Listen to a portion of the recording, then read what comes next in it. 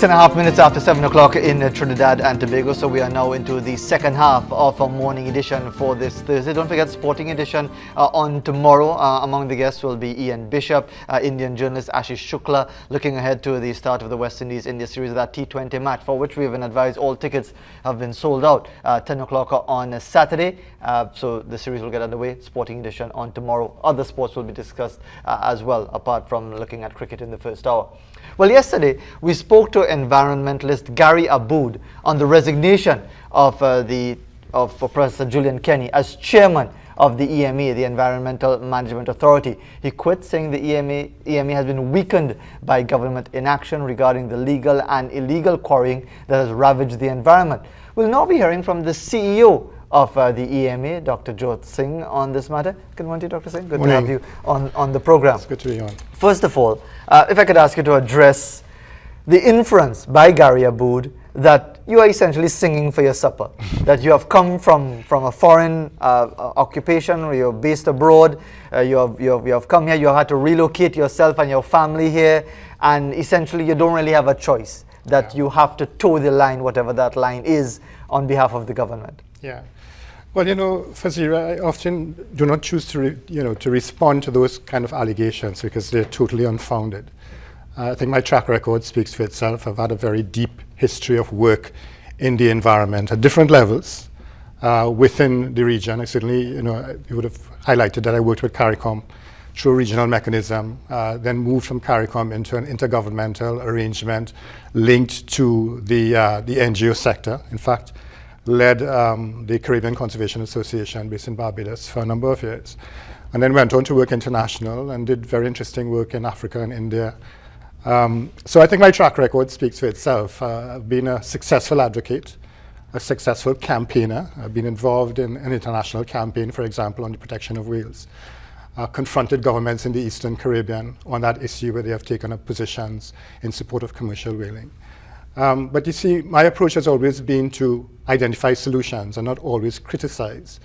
And sometimes you get the impression that the approach being taken by some activists in Trinidad is only to criticize. But that's okay. I think that is an important role. I think it keeps organizations like the EMA on its toes. That's what I was going to ask. Isn't it necessary to have that level of, even if it comes across as overly critical, isn't it necessary to have that as a sort of a check to see exactly where the EMA is headed? I think it is a very important role, and so I have no problems with individuals like Gary Aboud. I think, as I said, it is keeping organizations like the EMA on its toes. But I think what I would encourage Mr. Aboud to do is maybe to engage in maybe identifying solutions, the way forward, engage in a forthright way, because the EMA is very interested in engaging civil society in terms of discussions. So that would be my response, Fazira. A lot of untruths connected with my relocation. I made a decision to come to Trinidad because I thought it was a real opportunity, after having the opportunity to work regionally, internationally, to come back home and make a contribution. I think we have a very valuable asset in the Environmental Management Authority. I think it was a great opportunity to come back and to assist in what we wish to do in Trinidad, which is sustainable development. We have spoken about that at the international level. It's a big approach in terms of governance, bringing environment and economic and social development together. So there was a great opportunity for me, and I'm very happy to have been given that opportunity. And so I continue to do that. But to suggest that I have to sing for my supper, I think it's unfortunate that he had to suggest that, because I think we all have options, we all have choices. I certainly have options and choices, and I choose to be here. Do you still choose to be here in light of the resignation of Professor Julian Kenny as chairman, and especially with the comments that he made? He didn't just simply say, I resign, I don't feel I could contribute in a meaningful way, I have other things to do. He said, and the direct quotation again that was highlighted in the media, that this government, like those before, doesn't give a damn about the environment. That's a pretty defining statement. Well, it was a privilege to work with Professor Kenny, and I was very disappointed that he made the decision to leave, and I expressed that disappointment to him. Clearly he has set a time frame as to by which time he wanted to achieve certain things, and that didn't manifest within the time frame. Now, I'm a little bit more patient than that, and I said to Prof, well, if you had given me a hint that you were considering resigning, then I'm sure that there would have been mechanisms we could have put in place. But Prof made his decision on his own. I think he said he didn't consult. He didn't consult with the minister. I'm sure he consulted maybe internally with his family on those issues. But I only found out at the time that he had made the decision, submitted his resignation letter to the minister. So it is disappointing because we had an excellent working relationship. And Prof and I will continue to have a relationship going forward because he has said, okay, I continue to be available. I may not be chairman, but there are projects that I continue to have an interest in. So I'm not discouraged. Yeah, but given that you were such a figurehead in the environmental community, nationally seen as someone in his articles, in his continued advocacy, as a senator at one time, championing the cause of the environment, that he would have been seen as an asset to the EMA. Is this a setback for the credibility of the EMA? I don't think it's a setback. I think we need to recover very quickly and move forward. And there's very important work to be done. I might disagree with Prof in terms of the issue of what we have achieved. I think he made tremendous achievements during his short period at the EMA. We have moved forward in several areas. Beverage Containers Bill, a very important piece of legislation that we wish to have passed in Trinidad to ensure that the issue with regards to the litter and flooding is dealt with. Air pollution is something that we haven't covered. We have made significant ground in that area. So of course, it might be a setback from the perspective of losing somebody like Prof Kenny, who I think will continue to contribute to the environmental movement and environmental issues in Trinidad in a different way. But we will move forward. I think there's important work to be done. And I am encouraged. I maybe do not share the view with Prof Kenny that the government does not have an interest in environment. Minister Munilal has demonstrated his commitment to bring around some of the changes that are important, including reinforcing the Environmental Management Authority. Under its current construct, the EMA is not able to deliver to the extent that is required by the public on its mandate because we just do not have the capacity. And Minister Munilal has indicated that he will ensure that the EMA's capacity is strengthened. And we have moved forward in various pieces. I mean, we had a Green Business Forum, which again is center to the issue of sustainable development, bringing together business interest and people who are interested in protecting the environment.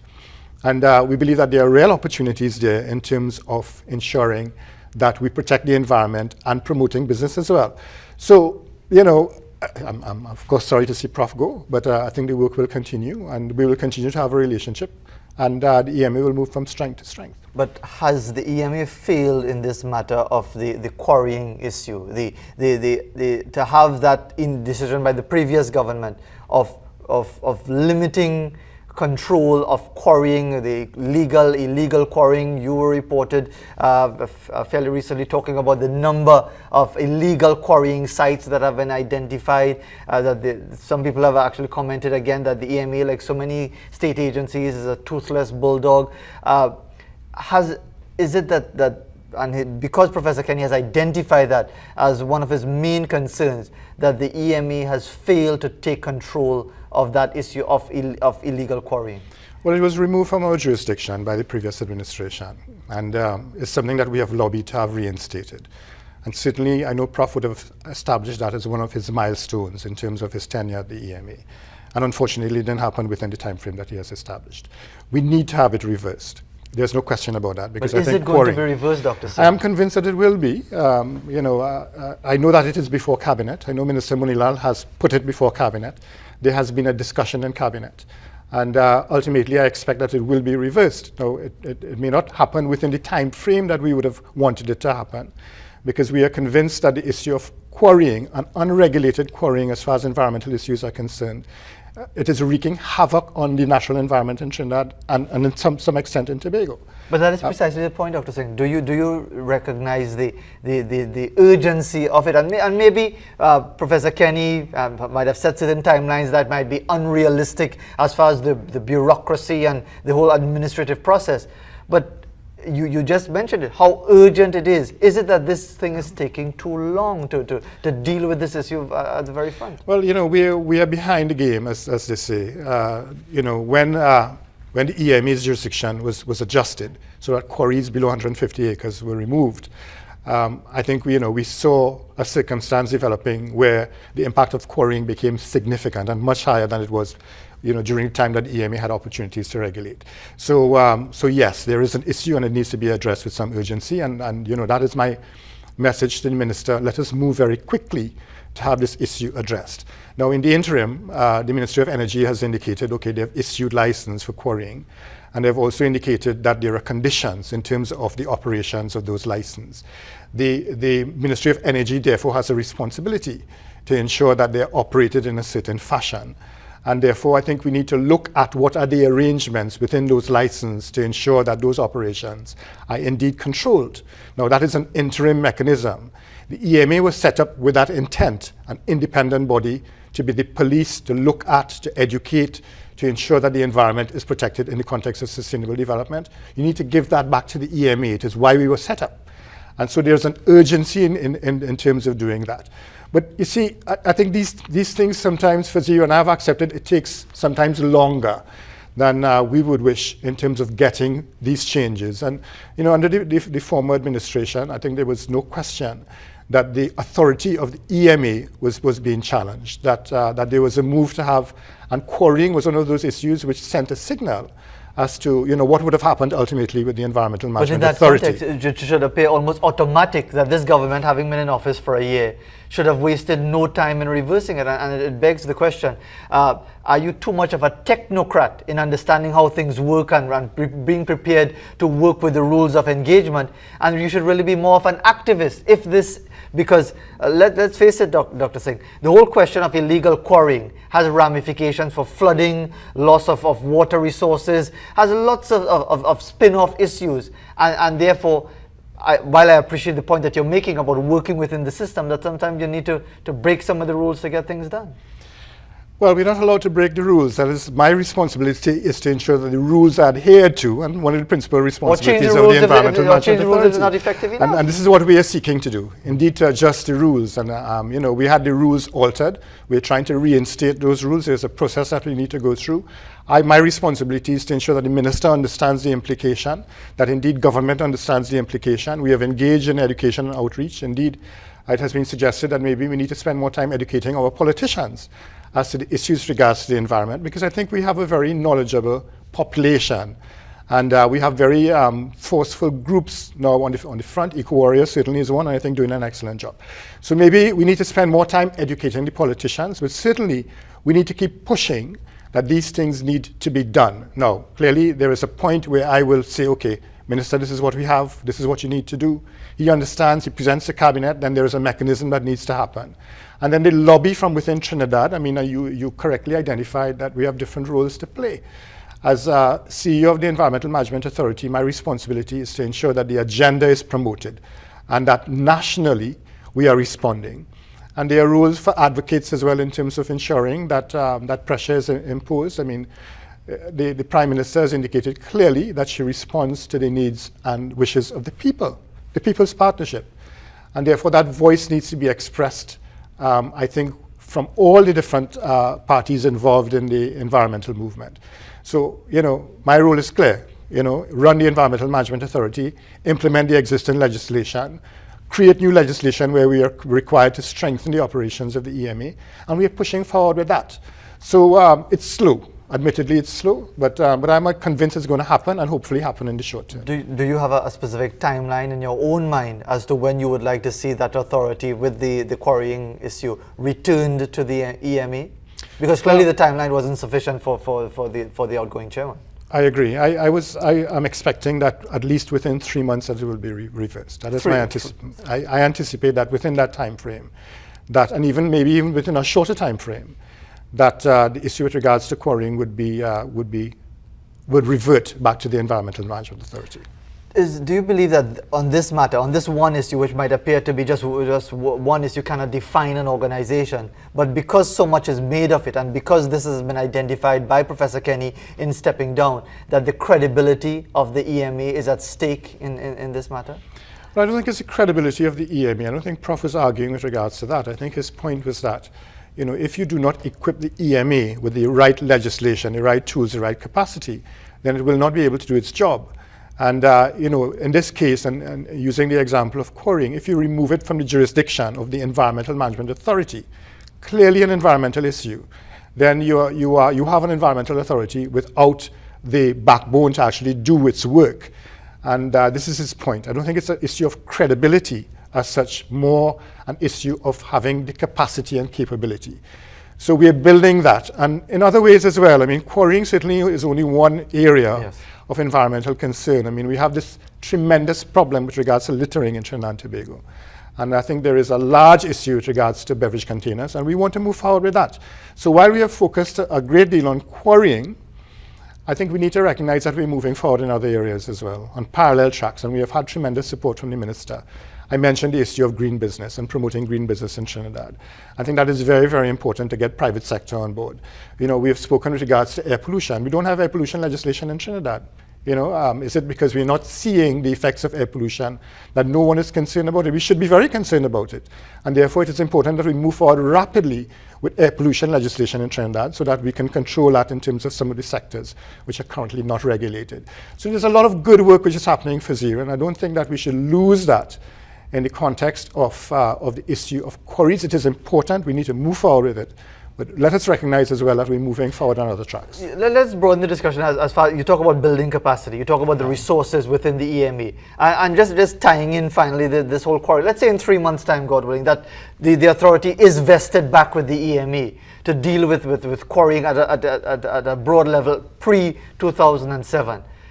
Is the EMA presently equipped to service all of the various requirements, whether it be quarrying, whether it be other aspects of policing that the EMA is called upon to do by its legislation? The EMA needs to reinforce its capability and its capacity, because I think we're under capacity at this point in time. 20%, 30% under, 50% under? I think we need to double the size of the Environmental Management Authority in terms of its human resources. And you know, in this year's, in the coming year's budget, we have asked for a 50% increase in our staffing to deal with some of these issues. Because you see, if you look at the stage of where the Environmental Management Authority is at now, I mean, we are 15 years in existence. We have established the rules, we have established things like CC rules, etc. We've issued a number of permits, you know, which would control development. And we're at the point where we need to enforce, we need to engage in a forthright way in enforcement. The EMA, if it had to enforce against everything, could not do it at this point in time. And therefore capacity needs to be created within the organization to enforce our legislation as well as to respond to the number of complaints that we're having. Another area that we are focusing on is the area with regards to coordination, because I have mentioned previously that everyone comes to the EMA regardless of whether it falls within our mandate or not, because there are many organizations in Trinidad with an environmental mandate, and currently they're not responding to it. Sometimes not even an environmental mandate. For example, noise, one of the issues that Prof. Kenny had identified, saying that, okay, there are organizations in Trinidad and Tobago that are not responding to their mandate. And the police service clearly has a mandate in terms of controlling noise under the Summaries Offences Act. And there are other pieces of legislation, for example, the Motor Vehicles Act as well. So his point is that, okay, you're all coming to the EMA. The EMA really doesn't have a mandate to do all of this. But so we need to move to get other organizations to address their mandate. And I think this might be a future role of the Environmental Management Authority to ensure that the coordination actually is effected, so that we have capability within the EMA for someone, a group, a unit, a department to say, okay, we need now to liaise with all these various agencies to ensure that the mandate is delivered and environmental protection, environmental management is effective. That is a role that is evolving at the Environmental Management Authority. In all these areas, capacity needs to be built, because the EMA has a tremendous mandate, and I think going forward, if we don't do that, then we will not be able to deliver. And that raises the question of government priority. Politicians say a lot, they promise a lot before an election, then afterwards they face up to economic realities or their own political priorities, whatever that might be. The issue is, Dr. Singh, with your experience, what you've seen where the EMA is from 15 years ago, is the process too slow? I'm glad you brought up the point about the noise pollution, because I mean, it's ridiculous in this country where you have people driving around vehicles like if they are DJs with the level of noise, yet people feel almost powerless, because when they call the police, they get no response because the police say, well, that is minor compared to act of violence and so on. The entire environment seems to be indifferent towards issues like the beverage containers. So some people might be stupsing as you talk about beverage containers, yet when the place floods and you see the millions of bottles, hundreds of thousands of plastic bottles, only then it dawns on us. Are we too slow in moving ahead with these issues? Well, we clearly need to move ahead much more rapidly, and I think we have to give priority to some of these issues which sometimes do not have the full attention of government, because we focus on the economy. Of course, we're in a state where we need to stimulate the economy, and a lot of attention has been focused in that area. But while we do that, and while we build capacity in terms of finance as well as economic capacity, we are neglecting sometimes the long-term aspects of the quality of life, because certainly, if we have, and I've made this statement, that if we have a strong economic platform and we don't have environmental protection, then the quality of our life has been affected, and therefore we need to focus on that. So the priority needs to be engaged at a higher level, and I think sometimes these things which are perceived as issues more of luxury, the environment, the quality of environment, trees and water, these are fundamental areas of good living, because we need clean water, we need clean air, we need a healthy environment.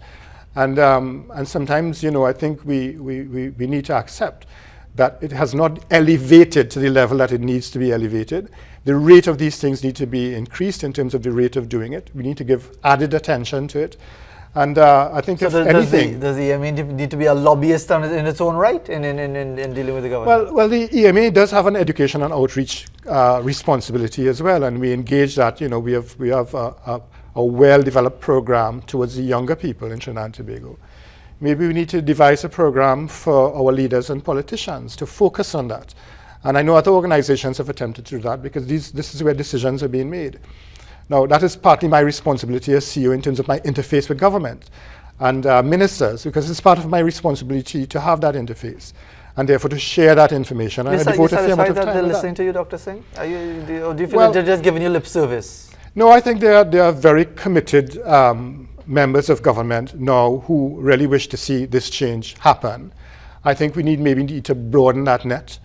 Certainly, the opportunity to speak to people who are more involved in areas of economics, for example, would be a good opportunity.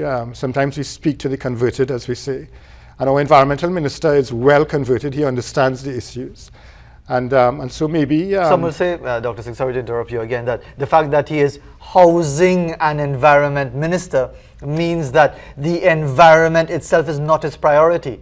It's attached to what some will say a more important portfolio of housing. Isn't that almost a second-hand treatment? I think he views this as a tremendous opportunity, as I do, to bring together the issue of housing and environment. And Minister Munilal has made it clear that he intends to green housing, which is a marvelous way in terms of ensuring that the environmental issues are covered in a very, very important sector of providing housing for the population. And so and he's engaging in a number of initiatives, and we have been in discussions with the HDC and now pretty soon with UDICOT in terms of the way forward, in terms of greening those operations. So I think he's seen that as a real opportunity, and I think we must view it as an opportunity as well. Because while there have been an argument that we need a standalone environmental ministry, I think there is tremendous merit in linking it with something like housing, where you can have immediate impact.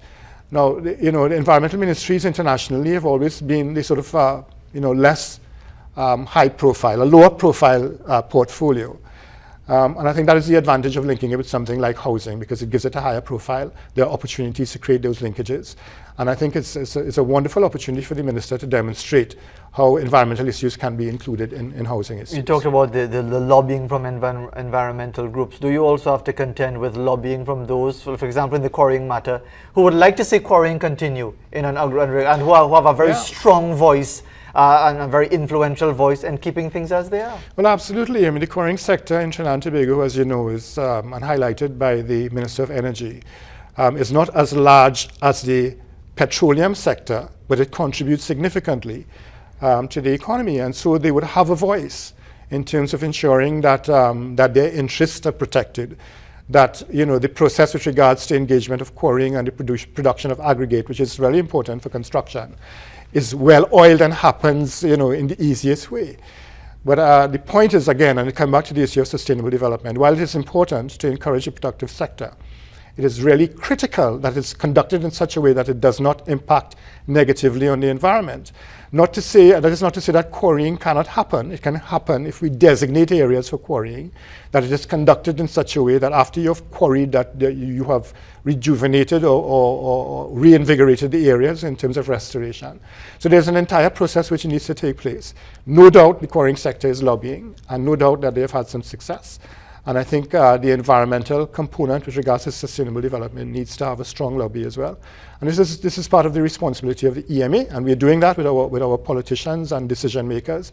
It's a responsibility of the activist group to do that, to ensure that the lobby continues and that we ultimately will bring these things together and do it in such a way that the economy is not affected in a dramatic way, but that the environment is protected. Finally, Dr. Singh, do you feel that the EMA is going to spend some time dealing with the ripple effects of the resignation of Professor Kenny, and as a result of that, it might impact upon the way forward for the EMA?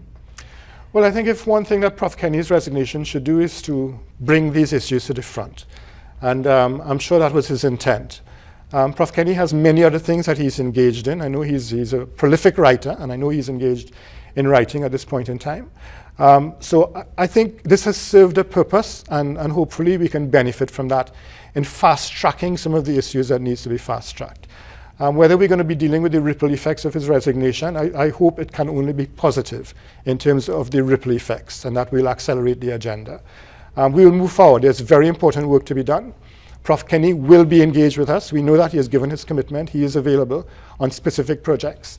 And as we move now to accelerate, to engage in this broader agenda, to discuss issues regards to sustainable development, to strengthen the Environmental Management Authority, to take on a stronger coordinating role, to strengthen our legislation. There's a lot happening, and I think it's exciting times. Now, we have achieved a lot in the short term. I think even under Prof. Kenny's lead, we have achieved a lot. In my short time at the EMA, which has been for 3 years, we have found that we have had different challenges, and I think we are moving. The organization, in my assessment, is a stronger organization because the agenda is being broadened, and we have, I think, convinced key decision makers. The People's Partnership Agenda and Manifesto, I'm a technocrat, I'm speaking to what is within documents, speaks highly about a need to focus on the environment. And I think this is an achievement in itself, and that comes from a lobby, again, political parties responding to the needs of the people. So I see the future as being very encouraging for ZIR, and my involvement in the EMA will continue once I see there are opportunities to contribute. And unlike what Mr. Aboud might think, there are many opportunities that I may choose to exercise in terms of the future. But right now, in the EMA, we're pushing forward, and we're very positive about it. And at least you're not singing for your supper or begging for your bhaji in that sense. Dr. Joth SIngh, good to get your perspective on the issues related to the EMA. We go to a break, and then we'll be right back for another interview segment.